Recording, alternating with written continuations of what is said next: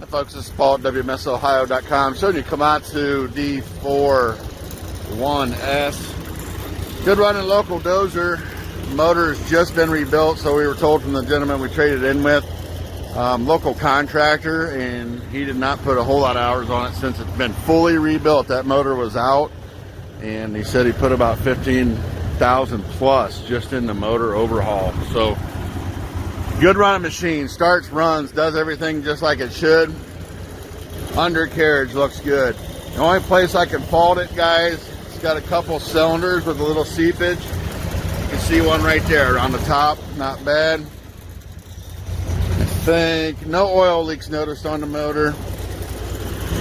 Got the clamshell bucket. This cylinder right here on the side of the bucket's the worst one. It's got some pretty good seepage there. You can see a small drip of hydraulic oil.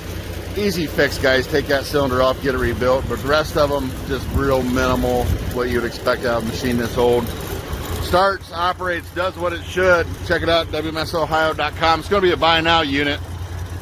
Shipping's available. If you need it to export, guys, we'll get it cleaned up underneath so there's no dirt hanging on it, and you can get it on a ship. So WMSOhio.com.